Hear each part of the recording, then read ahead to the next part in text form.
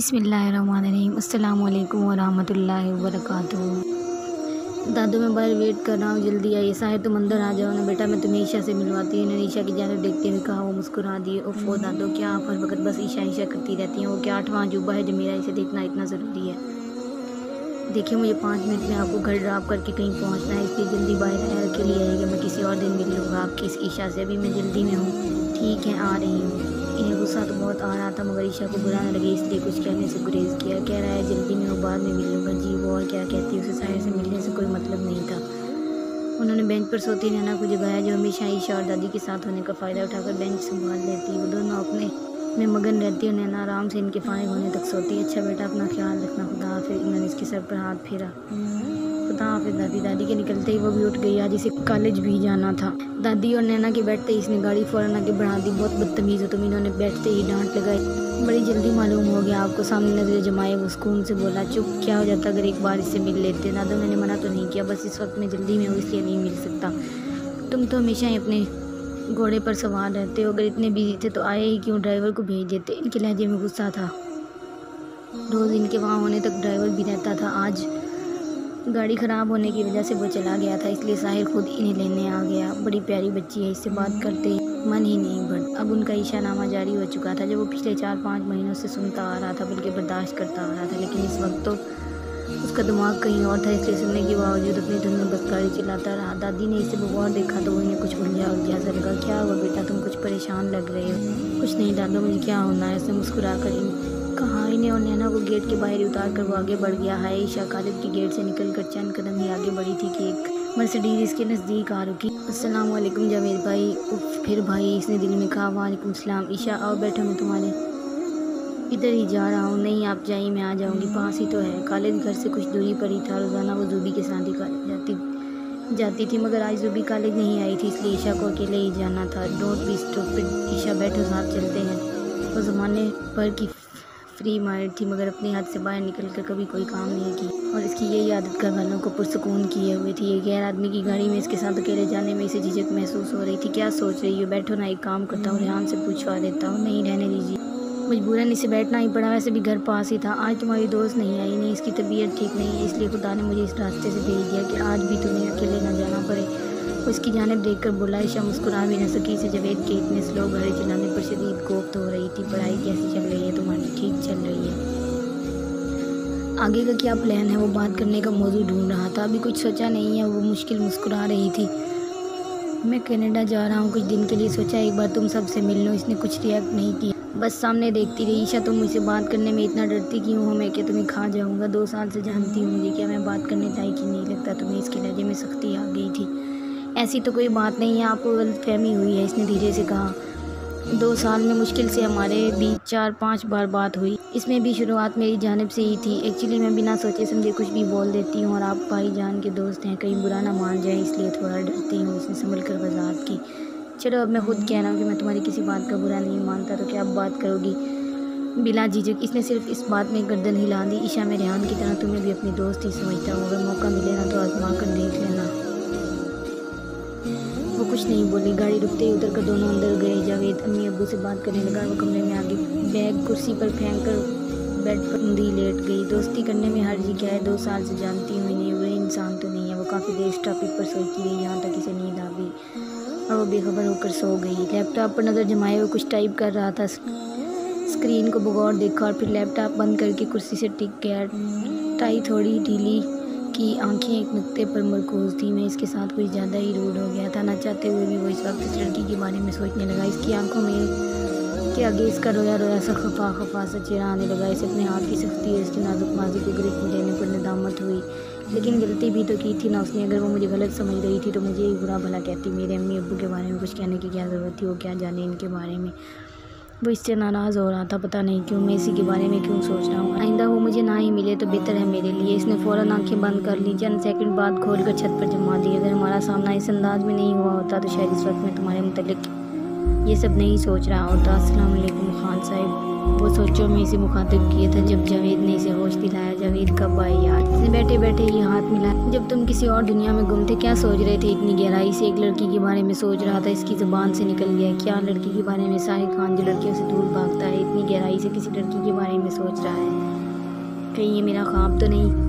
मेरे भाई पूरी बात तो सुन ले। मैं एक ऐसी लड़की के बारे में सोच रहा था जिसे मैं दोबारा कभी नहीं मिलना चाहता। ओह, वैसे है कौन? पता नहीं, बस एक्सीडेंटली एक दो बार मुलाकात हुई थी। मुलाकात क्या, झगड़ा ही होता है हर बार। कौन है, कहाँ से है, कुछ नहीं जानता। खूबसूरत है क्या? वो एक पल को सोचने लगा क्या कहे। अगर हाँ कह देता तो इसने गलत मतलब निकालना था, इसलिए बहाना बना दिया। मैंने गौर नहीं किया। हाँ, घमंडी ज़रूर है, तब तो खूबसूरत भी होगी। खूबसूरती पर घमंड का कम्बिनेशन ही कुछ हटकर है। सच यार, स्टॉप पर फुल स्टॉप लगा और अपनी बात कर। I just want to leave this chapter. ये बता क्या लेगा? काफ़ी बोल दे। साहिर इंटरकॉम पर काफ़ी को कहकर दोबारा इसके जाने मुतवज्जे हो। साहिर, मुझे तेरी कुछ हेल्प चाहिए। हाँ बोलो ना। वो कुर्सी को हल्का घुमाते हुए इसे सुनने लगा। मुझे कनाडा जाना है, आने में कुछ वक्त लग सकता है। तब तक तो ज़रा यहाँ के मसले देख लेना। वो तो ठीक है, देख लूँगा, मगर यूँ अचानक कनाडा? हाँ, बस सारे झमेले ख़त्म करने। बहुत लोग ट्राई कर लिए बिज़नेस के मामले में, मगर कोई ख़ास कामयाबी नहीं मिली। सोच रहा हूँ अब शादी करके सेटल हो जाऊँ। एक पल हैरान हुआ। क्यों? गर्लफ्रेंड घुमाने का शौक़ ख़त्म, या फिर अब लड़कियाँ ही घास नहीं डालती? एक ऐसी लड़की मिल गई है जिसकी तलाश थी, जो गर्लफ्रेंड टाइप नहीं है। सोचा अब शादी ही कर लूँ। 2 साल से इसे इम्प्रेस करने की कोशिश कर रहा हूँ। क्या बात है? कौन है बेचारी जो तेरे साथ शादी कर रही है? मुझे बस कनाडा से वापस आने दे, तुझे तेरे सारे सवालों के जवाब मिल जाएंगे। बाकायदा मुलाकात करवा दूँगा। चल, खुदा ने तुझे रास्ता तो दिखाया। अब बेचारी की किस्मत भी अच्छी करे और तुझे नेकी की हिदायत दे। ये बेचारी बेचारी बोलकर ज़्यादा हमदर्दी ना जता, मैं जेलस होता हूँ। साहिर ने कहकर लगाया। मुलाजिम काफ़ी और पेस्ट्री ले आया। इसके निकलने के साथ ही इमरान दाखिल हुआ। ये तुम कैसे आज रास्ता भटक गए? जावेद ने इसे देखकर हैर से पूछा। तुम्हारे ऑफिस गया था, पता चला तुम यहाँ हो। इसने एक कॉफ़ी का कप उठा लिया। खैरियत क्या? उधार की ज़रूरत पड़ गई कमीने में, तो इसे कब उधार मांगने को मिला हूँ? खुदा का दिया बहुत कुछ है। ये तो तुम बेईमानों की दोस्ती खींच लाती। वाह वाह, शादी हुई जब से आज शक्ल दिखा रहे और हमें बेईमान कह रहे हो। जावेद ने हाथ उठाकर कहा। साले, आज भी मैं खुद ही आया हूँ, तू नहीं आया, इसलिए ताने मत मार। समझा? तीनों देर तक हंसी मजाक और इधर उधर की बातें करते रहे। साहिर, अब कैसी है दादी की तबीयत? इमरान ने पूछा। पहले से बेहतर है। क्या हुआ था इन्हें? जावेद अब तक अनजान था। शुगर लेवल बढ़ गया था, इसलिए एडमिट करना पड़ा। कल ही डिस्चार्ज हुई हैं। एक बात कहो साहिर, गलत मत सोचना। इमरान ने कुछ सोचते हुए कहा। बोलना, क्या बात है? देख, मैं जानता हूँ तू दादी से बहुत प्यार करता है, इनका पूरा ख्याल भी रखता है, मगर ज़िंदगी और मौत किसी के हाथ में नहीं होती। हकीकत को कबूल करना ही अक्लमंदी है। तू दादी की बात मानकर शादी क्यों नहीं कर लेता यार? इनकी बहुत ख्वाहिश है तेरी शादी करवाने की। तेरी ना के चलते एक दिन इन्हें कुछ हो गया ना तो तू बहुत पछताएगा।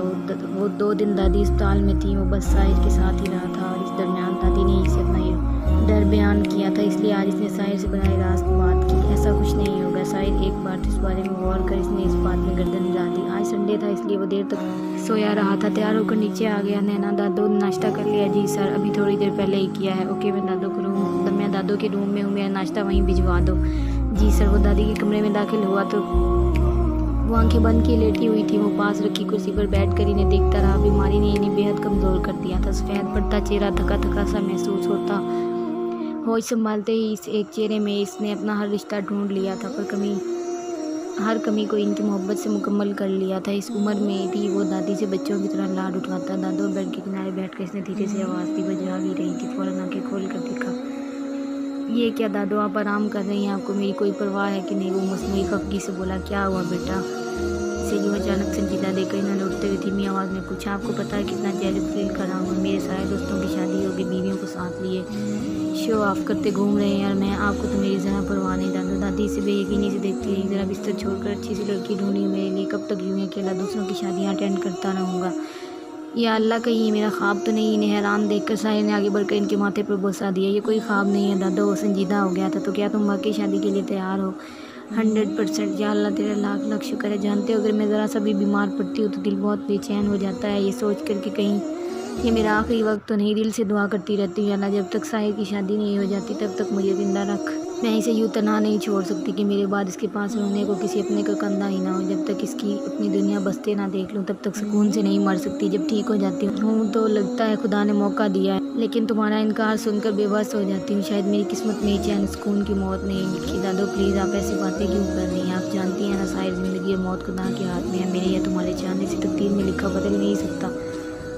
वो कुछ लेता है तो कुछ देता भी है। दादो, दुनिया को कोई रिश्ता आपकी कमी पूरी नहीं कर सकता मेरे लिए। आप मेरी सब कुछ हो। अल्लाह ने मुझे अम्मी अब्बू के साए से महरूम रखा है और दिल में ये शिकायत रहती है कि वो मेरे पास नहीं है। अगर आपको भी कुछ हो गया तो मैं इसके आगे वो कह नहीं पाया। इनके दोनों हाथ थाम कर इसने अपनी आंखों पर रख लिए थे। साहिर, उदास मत हो बेटा, मैं तुम्हें हमेशा खुश देखना चाहती हूँ। तुम्हें तकलीफ़ में देखकर मेरी रूह तक बेचैन हो जाती है। तुम तो मेरी ज़िंदगी का हासिल हो। अपने इकलौते बेटे को खोकर भी ज़िंदा हूँ तो तुम्हारी खातिर इसका अक्स हो तुम। मुलाजिम ने दस्तक दी तो वो सीधा होकर बैठ गया। मुलाजिम ने मेज़ पर नाश्ता रखा। साहिर कुर्सी पर बैठकर नाश्ता करने लगा। दादी से कहा मगर इन्होंने इनकार कर दिया। साहिर, मैंने तुम्हारे लिए एक ऐसी लड़की ढूंढी है जो लाखों में नहीं बल्कि करोड़ों में एक है। इसका मुंह तक जाता हाथ एकदम रुक गया। क्या आपने मेरी लड़की ढूंढ भी ली? बहुत पहले से। ये तो तुम राज़ी नहीं होते थे, वरना अब तक तो शादी हो जानी थी। कौन है? इसने बेनियाजी से पूछा। ईशा पार्क वाली लड़की। पहले दिन से ही वो मुझे बहुत पसंद है और मैं चाहती हूँ वही तुम्हारी दुल्हन बने। ईशा इसने देर दोहराया। इसे कोई खास हैरत नहीं हुई क्योंकि इसे इस बात का अंदाज़ा दादी की बातों से बहुत पहले हो चुका था। अलबत्ता वो उलझन में ज़रूर था। क्या सोच रहे हो तुम? इसे उलझा हुआ देखकर दादी ने पूछा। दादो, आप जल्दबाजी नहीं कर रही? आई मीन, इस लड़की को आप जानती हैं कितना है? चंद मुलाकात में भला कोई पहचाना जाता है क्या? आप इसे अपनेपन से बात कर ली, इसका मतलब ये तो नहीं है कि वो वाकई अच्छी हो। आपको एक बार सोचना चाहिए, इसने समझाते हुए कहा। वो लड़की खुली किताब है। इसे जानने के लिए कोई तहकीक करने की ज़रूरत नहीं है और मैंने दुनिया देखी है। इसकी अच्छा बुरा सही गलत सब समझती हूँ। मेरी पहली और आखिरी पसंद है जारी है। दोस्तों, अगर आप हमारे चैनल पर नए हैं तो चैनल को सब्सक्राइब लाजमी करें और साथ में लगी घंटी के बटन को ज़रूर दबाएं ताकि हर नई वीडियो का नोटिफिकेशन आप दोस्तों तक सबसे पहले पहुंच सके। वीडियो पसंद आने की सूरत में लाइक भी लाजमी करें। अगर आप इस नावल की अगली एपिसोड जल्दी पढ़ना चाहते हैं तो दोस्तों नीचे कमेंट लाजमी करें। जितने ज़्यादा आपके कमेंट्स होंगे उतनी जल्दी इस नावल की अगली एपिसोड अपलोड की जाएगी। शुक्रिया।